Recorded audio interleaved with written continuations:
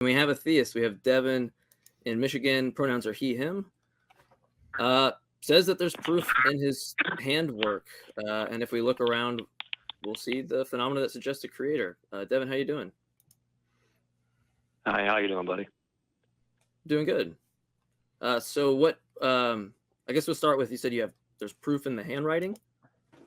It says handiwork. Handiwork. So, oh, I'm sorry. I can't. I'll learn how to read eventually. I'm sorry.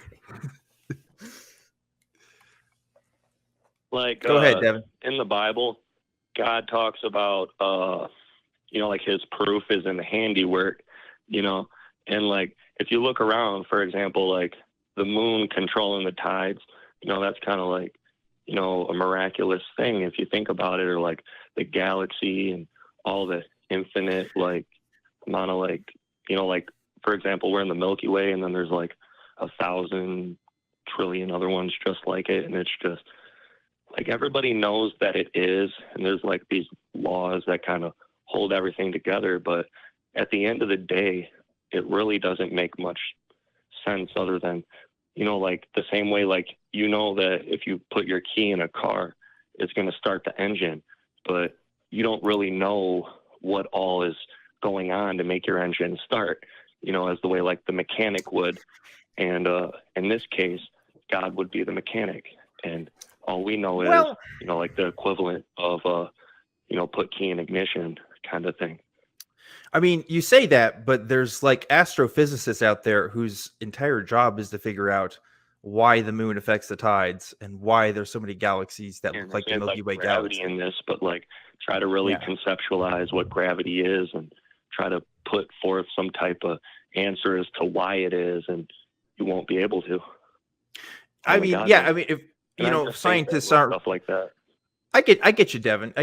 Like, it's not the purview of science to answer questions of metaphysics, right? Like, I'm not sure if a scientist could tell you why gravity is. It could certainly tell you how gravity is, and maybe its relation to other functions. I don't know if God says that's his proof, Right, but like the problem with that, Devin, is that you could attribute that to anything. Like, I could say gravity exists, therefore this is evidence that supernatural aliens created anything. Like you can kind of make this attribution to lots of things besides the Christian God, right? Have you heard of the Book of Enoch, for example? Mm-hmm. Yeah, it is they talk about like the Watchers. Right. It's an extra biblical kind of book of the Bible that is referenced in the New Testament, but isn't actually found in the Bible. Yeah, and there's a little bit in Genesis too. And like, for example, like, I don't know if you're aware, but they're kind of discussing the national security threat because all these UAPs that have been going on. And that's a topic for another show. Yeah, so I don't know about that, but yeah, Jmike, you take it from here, because I could talk about UAPs all day, but that's more for truth. I'll tell you that. Yeah. That last part, I'm gonna have an issue, because anyone can really interpret certain things the way that they want in that case, and this kind of leads to the point that I do want to say. What Dan's trying to highlight on about the kind of like what you're saying is of like a metaphysical type of concern, right? We could discover what gravity is. We could discover that it's like the bending of, or it's like massive objects bending space-time, right? But that's about we can discover that. Well, I see. What I want to like acknowledge is I see what you're trying to drive behind, but what Dan's saying applies, because there's this what's called underdetermination. Because what's really easy to do, and anybody can do this, is we can all construct an hypothesis about anything, right? I can have hypotheses about, like, today I had a really good day, and we could talk about all the like, I had a production of dopamine and it was released. I could have had a beer, right? Or whatever it might have been. And we could go, well, it stops there. But what I'm going to posit to you as a hypothesis on a metaphysical level is that there's actually good day fairies, and the good day fairy blessed me today, right? But there's two issues with that. One, the good day fairy, bend all kinds of theories to make it fit, but it doesn't make it true, kind of thing. Exactly. I can Yeah. theory craft really easily and do it that way. And it's just going to be post hoc. I'm just going to be assessing it and trying to fit my data. Now, the way that you should It's do kind that of is like actually you have always some think about a red car. When you go on the road, you're always going to notice a red car, and then you're going to think like, "Oh, there's a lot of red cars out today," but really, you're just thinking about a red car all the time. Yeah, that's related, right? There's going to be this type of bias that you already have, and one way to separate that bias is to have a prediction generated, right? When I have some hypothesis, what's going to really be constitutive of the hypothesis that separates, say me and you have two hypotheses, right, about explaining something, and in one we can just view them like we're having a race. Well, in this case, what I'm saying when I offer the good day fairy, or you offer this God as the metaphysical thing, what I'm saying is they haven't even gotten off the starting. Like they're not. It's not even that one's ahead of the other. They haven't even took off from the beginning, because what they need in order to do so, to get to the finish line, so that we could actually assess one that actually won or beat out the other one, is going to be some prediction in the future that we can confirm, and not just like the sun's going to come up, but like something that we don't already know. And then now we can just say that hypothesis has way better justification. We're not going to say it's true, but at least there's some grounds. And when I go back to the race analogy, the car moved a little bit. You see what I'm saying? And what Dan's trying to present to you and what I'm trying to present to you is that your theory is so easily underdetermined by things like the good day fairy that you need, and it's not to say it's false, but you need to at least apply something that would separate it from any other hypothesis that I could just like if we were in a criminal case right now and you were trying to convict me of a crime, if you came in there with some shit like that, they'd be like, well, that's all circumstantial or whatever, and then they would throw it out, kind of thing, because there's no fact. I feel that. There's one other thing, though, so my grandma always told me, she said, what came first, the chicken or the egg? You know what I'm saying? Because you can't have one without the other. And that was always a good one. Okay, sorry, Dan, you go ahead. Sorry. Well, I think that's an interesting question. Eggs definitely came before chickens. Like, we can say that as a fact, because creatures that have existed before chickens, there were eggs for, right? But if you're talking about like chickens as they exist now, when they started as eggs, I mean, that gets really complicated as far as evolutionary, branch on that tree goes. Like, I know that's probably not the answer you're expecting, but like these are exactly some of the kinds of questions that people are answering every day through the use of science and through using these, methodologies to kind of figure this stuff out. Going back to like what Jmike was saying, right? You could, again, using the car example, you can have a car, but it may not be that Toyota made that car. It could be Nissan. It could be a Ford. It could be, some other kind of attribution to who designed that car. So even if you're saying all of this had to be by a maker, this had to be something that come before, you still can't figure out exactly what we're pointing to. And we would even say, I know Jmike and I would agree that it doesn't have to necessarily be a maker that creates all these things. I mean, like, just the natural processes that we observe can sometimes create emergent phenomenon, can sometimes create things that we see that seem complex and seem to be designed. And by design, we mean about the human condition we've yet to understand for sure.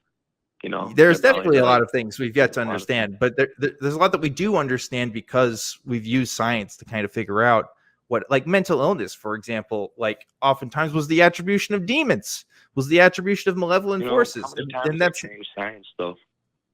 They do, but hold on. There's something really that makes me. I'm bothered by that statement, but there's another point I want to make. When people make that statement, and it's something against you, it's just that it's very hypocritical, because if I asked you, you made a mistake. If you had made a mistake, would it be a good thing to learn from your mistakes? Well, or do you want to sit on your hand? He made mistakes. I know everybody tends to think he didn't. But hold on. Let me just real quick. Just real quick. If you made a mistake, is it a good thing to learn from your mistakes? Yes or no?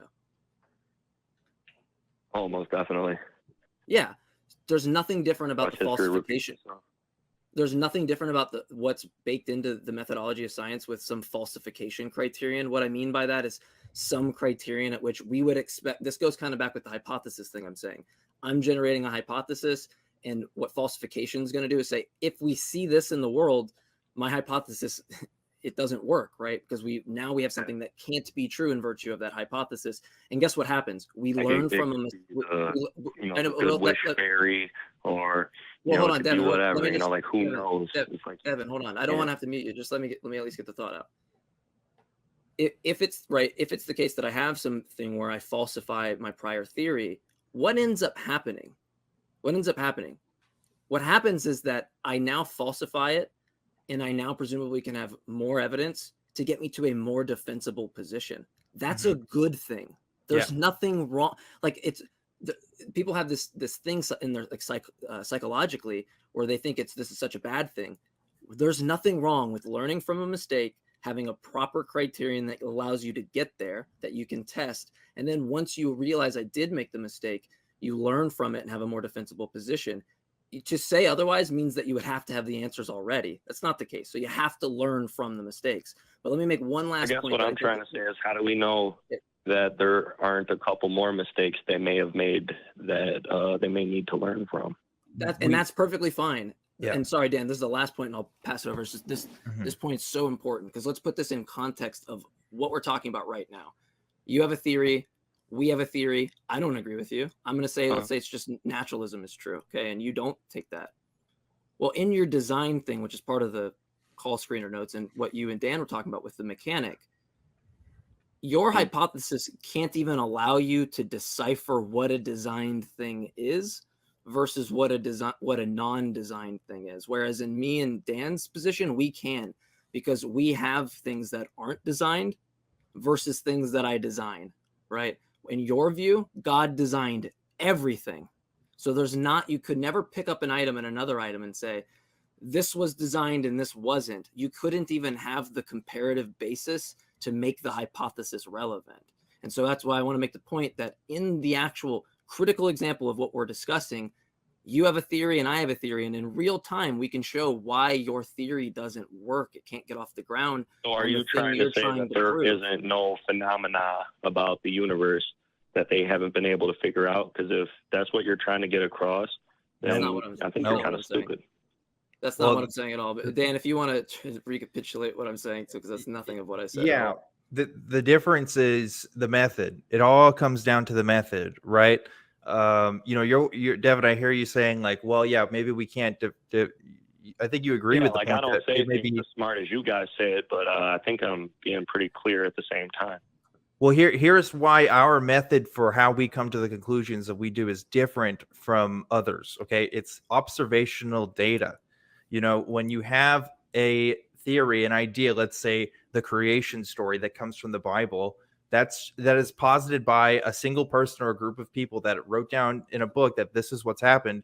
How do we confirm this? How do we add to this? How do we check this? The Bible itself doesn't give any parameters for that. But with science, when we add observational data to it, we can confirm and then realize if we've made mistakes before. The entire reason why and why I know that science has been wrong before is because we have made more observations to confirm the ideas that we've previously had. We've gone from a flat earth model to a sphere earth model to an oblate spheroid. Is the sphere earth model still wrong? Sure, but it's still a little bit more correct than the flat earth model. And slowly but surely, we do get to these ideas that are more based in reality. At least we hope so. At least our observations continue to demonstrate it to be so. So there is a difference here. They're not all created equal. Definitely came a long way, and it's very useful.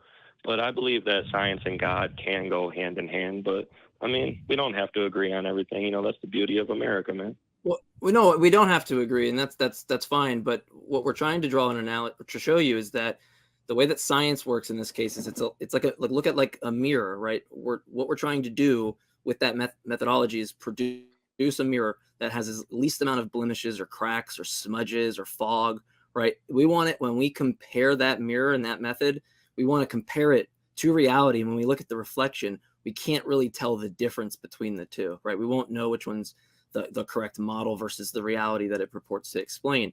Now, what's the case that me and Dan are going to concede to is that there are going to be cracks in there. There's going to be some smudges, but we have to make some effort. Now, here's an issue, and this is where I think this is like the pot calling the kettle black, right? Because in the case where we're talking about a methodology, and maybe you offer for a different one, because maybe this just, you're saying science and God can go together. So I don't think I'm straw manning your point. I think you are saying they go together. So I can make this point. I think perfect. So what's going on is that we have a hypothesis we don't agree with, right? I'm going to say it's just all natural, and you don't agree. Okay. Now I have things where I could falsify some position of my belief. Maybe it's a different method of some type of metaphysical concerns I have as well. And maybe you could adopt that as well. But here's the difference. When you make a prediction about like God designing things, you can't even really, I don't know how you falsify your position, because everything that you pick up in the world is designed by God. So if you ever tried to make some argument like there's this designer, which is part of the screen notes, and what you had said to Dan earlier, it seems that you can't even get off the ground, right? Because how would you ever know what a non-designed thing looked like? CO2, right? You couldn't. And then releases oxygen. I think, but God created that. That's the point. God created that. Yeah, you know what I'm saying? Like but things like that. You know, I believe. You know, just like crazy shit like that. Okay. Yeah. So Devin, what I hear is something that I used to believe when I was a Christian, which is something called the non-overlapping Magisteria. Okay. I didn't know that's what it was called at the time, or at least that's what it's been termed. But it's this idea that science and religion essentially can coexist in some form or another. In other words, science has one domain that it covers, religion has one domain that it covers, and they can kind of exist, contemporaneously. I don't hold this view anymore. And the reason why I don't hold this view is for very specific reasons. But one of them being, at least in terms of Christianity and what Christianity describes, there are unique, specific predictions and unique, specific observations about the world that Christianity claims to be true that just overwhelmingly flies in the face of science, that does not work in any compatible function with how we know science today. Now, you could make the case and say, well, science just hasn't caught up to it yet. Science hasn't figured it out yet. And that's fine. But that doesn't mean that we can believe every single religious claim that comes into our minds, because a lot of people around the world have believed in a ton of different things. Christianity is not unique in the idea that a God has created something, or even a single unified God has made the world and does specific things in the world. We have to have more than just say, well, I think that this exists because this book says so, or because this church says so. Like we have to look at where these ideas are coming from. When we use science, we're going to look at data. We're going to look at our observations, and we're going to come up with the best, things possible from that. But we can't always do that with religion. Oftentimes, the original source material that we have for these claims are scant, or they are unreliable in some way. And as of yet, in terms of the Christian Bible, in any of its iterations, I have yet to see the unique claims that it has made about the world and how it exists and how it has come to be proven true by science in any particular fashion, if we're taking a strictly literalist point of view, right? And they do make a lot of wild claims in the Bible. I don't really focus on everything, but I overheard you guys talking about Matthew and stuff, for example. I think that's one of the books of the Bible that's very useful. You know what I mean? Even not even from a religious, I'm going to heaven standpoint, but just it makes people think, about accountability. For example, we live in a society where it's very money oriented. Yeah. So much so that people are, in a sense, losing their souls to it. Jmike and I aren't really as interested in the sort of, I don't know, utility, moral benefits that can come from Matthew. First of all, I can tell you tons of books that can do a better job than the book of Matthew if you want to learn about books that can teach people about moral accountability. But that point aside, the book of Matthew, along with the other gospels, make very particular claims about the world and the universe, specifically about the life of Jesus, that we have to be suspect to. We can talk about the virgin birth. We can talk about Jesus rising from the dead. I mean, that's the stuff that people really go to those books for, or at least that's a big reason why. I understand that there's some sort of wisdom benefits too. Yeah. But like that's where we take issue. Yeah, because Devin, it's going to be strange that you think this best explains. Sometimes I have a hard time swallowing that myself, because that is kind of a hard pill to swallow. But I get it. But why do you believe it, Devin? Yeah, it's off of precisely creation and all that. So my bad. If it's hard for you to swallow, why do you believe it? Let's talk about that. Just moments in my life, man, where I just feel like it had to have been God. Like for example, I was homeless for a while, and I was only 20 years old, man, and just out there on my own. It was tough, and I almost gave up, man. I mean, I almost lost my mind, and then in the midst of all of it, I picked up this Bible out of my bag. I had this little duffel bag. I had nothing but my clothes and Bible, and I picked it up, and I just started reading it, and okay. Stuff like I actually had a similar experience. I was homeless around the exact same time, and reading philosophy and just any fiction or anything like Holes. Let's say it was Holes. I don't know, whatever book it could be. It could be any book, right? That got me to where I'm at. I never accepted Jesus. So does that mean Jesus doesn't exist? I mean, we would have to agree that like both those inferences don't work for the same reason, right? They're not connected in any way. I mean, because what you're doing is appealing to your emotion. And if I did the same thing and said, like, I read a bunch of Greek philosophy. Christianity isn't some one-size-fits-all shoe you can just slip on. I get you. I'm just saying that this thing happened, but you already believed it to be true, and then you're retro kind of fitting that. And like that's a natural thing that people do. But that goes back to the whole good date. My reality to kind of thing. What you're saying. Well, let me just like ask, because this is important, something that pertains to the topic before we move on. Right. So like, and you mentioned Matthew. Matthew gives an account of Jesus's birth, and it's going to take place around 4 to 6 BC, I believe 6 BC. And the reason we know that is because in Matthew 2:1 or 2:2, it says that it was during the reign of Herod the Great. Right. So now we can actually confer to the historical data and see when that would have been. Can't be later than 6 BC. Now, if we go to Luke 2:1, we see that it was during the census of Quirinius. Okay, that's going to happen in 4 to 6 AD. So both of those, point being is Jesus' birth has to take place in either one of the accounts or neither of them. Which one do you think it is, and why is it more reliable? And it's not just like a random point that I want to get you on. It's that when you're thinking all these things in the world are fitting with your construction, really, I'm just curious on how reliable you think your source even is. All right, so not to seem like I'm going off topic, but like for example, Matthew, Mark. But you can't go off topic, like, Devin. Devin, hold on. You can go off topic, but Devin, I don't have a problem with you going off topic to make a side point to it, but it is somewhat disrespectful if someone asks you a direct question, which account do you think it is? And then you don't at least just start out like, is it Matthew or is it Luke, or you do not know? It's okay to answer that you don't know too. I just want to know which one you think it is, and then presumably what the evidence would be why you take that one. Did you hear what I said, or were you still? That when people tell stories and it goes from like person to person, details slightly change. I think that that's why they had us play that game in school, telephone. So I think that just based on like person to person encounter and it traveling from so far, people just switched around the story because that's human nature.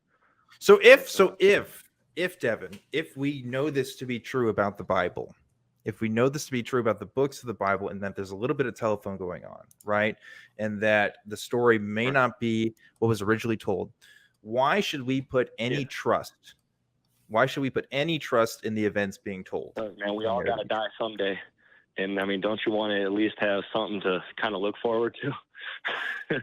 I thought that way for a while. In fact, another philosopher thought this way too. His name was Pascal, and Pascal had this thing called Pascal's wager. And his wager was, well, it's better to believe in so that you can at least have, the pretense of an afterlife than to not believe at all, because then you don't have the benefits of that, right? But there's a problem with that. And that is, again, Christianity isn't unique in describing its afterlife. We could conceivably have a religion that also says, if you believe in Christianity, you're going to hell in my religion. There's lots of different. What if God exposed himself to people in a way that made sense to them, right? So, like, he's, for example, like, he's not going to have an Arabic guy go talk to some Jews because they were killing each other at the time, and then vice versa. So, like, what if he all just, it sounds like if it was raining outside and I just said, well, what if the snot-nosed kid went around with a super soaker and sprayed the whole neighborhood down, right? It just sounds like you're reaching so hard. Yeah. Like I don't know why anybody would believe. Like, well, sure, that could have happened. He could have done that. But what's the evidence that was the case? That's the point. What's the evidence for it? Right. No, I'm definitely reaching for sure. I mean, it could definitely be multiple things, but I don't think it's too. I think it's plausible. I guess is what I'm saying. It's definitely a stretch, but plausible. Okay.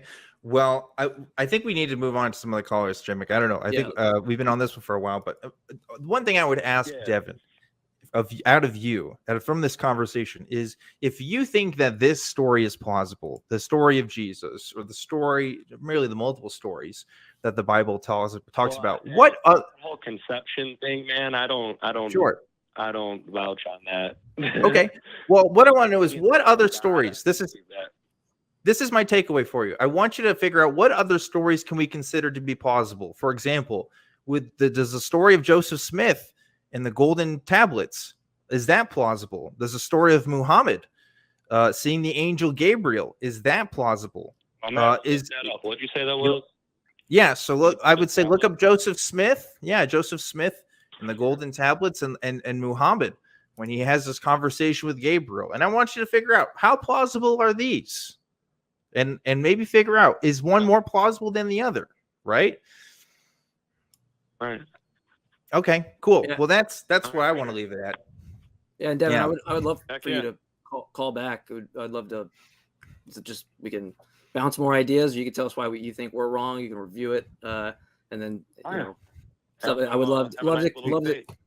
Yeah, I would love to continue the conversation because it seemed that you're willing to discuss these views, and I want to appreciate or give you the respect for that because not everybody is, and so we respect. We do appreciate that, Devin. Thank you. All right, have a good day, Devin. Next Sunday. That'd be great. Thank you. All right. This is what I like about Devin, Jmike, is Devin, from our perspective, Devin might be a bit frustrating to talk to because he likes to jump around, likes to go on different little rabbit trails. We could all spend time talking about all day, but of course we only have so much time when we talk to each caller. So we try to nail down the subject matter at hand. But Devin is at least open-minded to hearing other people's point of view. I mean, he seemed to call in today. He seemed to genuinely want to have a conversation with us, even if it was hard for him to follow specifically what we're saying. Because I know, for example, when you're talking about Quirinius and you're talking about specific dates, it may be the first time he's heard a lot of that stuff, and maybe he has to really kind of look that up to really see what you're talking about. I think I probably would too. The best part is it's in both the best part about that, it's in both the verses. So like the Bible is explicit about it, and that's something that people should go look at, because it's not merely like, hey, I conferred with this thing, and it's kind of like it's very explicit on the dates. Yeah. And it's a question that theists should ask, how to reconcile without saying Jesus was died and then was born again in Luke's account or something. Yeah. The one thing I really want to drive home that I enjoyed about this conversation is Devin is the exact kind of Christian that I was when I was a Christian, in that the literal facts of the Bible actually did not matter to me as much as my personal experiences. So when we asked Devin, like, why believe in this stuff? He said, well, you have to have faith. And he cited his experience, his homelessness experience, and how the Bible and presumably the Christian community got him out from that place. And like, that's what Christianity is to a lot of people. It is not the acceptance of a particular set of propositions as to be true or false. It is, this is my personal experience. This is the feelings that I got from this, and this is why I believe. And I think it's important to highlight that, because unless we have these kinds of conversations, that's not what's going through people's brains when they're thinking about Christianity. They're thinking about how they felt in particular moments in their life, right? Yeah, which is an extremely easy part to forget.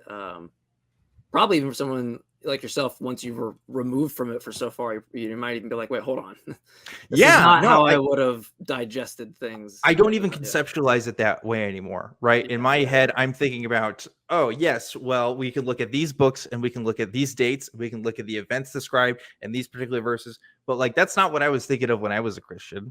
I was thinking about, wow, I want to do good work for the Lord, and this book is inspiring me to do it and inspiring other people around me to do it.